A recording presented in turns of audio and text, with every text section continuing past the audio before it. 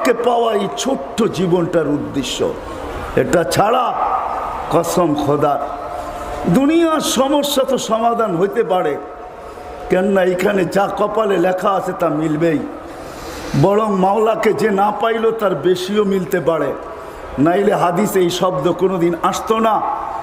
দুনিয়া জান্নাতুল কাফের, যে আল্লাহকে চিনে না, মানে না, জানে না, দুনিয়াটা তার জন্যই জান্নাত। সে বেশি পাইতে পারে, সোনার বাংলাও পাইতে পারে, সোনার গাড়ি বাড়িও পাইতে পারে, এতে কোনো আমার আপত্তি নাই, সে নাই, এটা নিয়ে আলোচনাও নাই, পাইতে পারে। কিন্তু দুনিয়ার সমস্যা তো সমাধান হয়ে যাবে, কোনো না কোনোভাবে করা সম্ভব, আর এটা কাইটেও যাবে। কিন্তু মেরে আজিজও, কসম খোদার যে নিসবতে আমরা জমা হয়েছি, ছোট ছিলাম বটে, কিন্তু দেখার কিছু সুযোগ হয়েছে, যার কারণে বলতেছি যে নিসবতে আমরা একত্রিত হওয়া।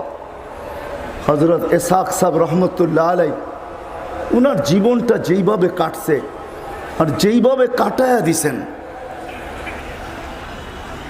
দিছেন, মাওলার প্রেমে যেইভাবে কাটায়া দিছেন, আর শুধু নিজে মাওলার প্রেমিক ছিলেন না, সারা দিন চিন্তা ফিকির এটাই ছিল যে সারা দুনিয়ার মানুষ, আমাদের দক্ষিণ অঞ্চল হিসাবে আমি খুব ভালো মতে চিনি, ছোটোবেলার থেকে ভালো মতেই চিনি, সারা দিন রাত এক করা, হায় হায় হায় হায়, নিজের পয়সা খরচ করেও মাইকিং করতেন।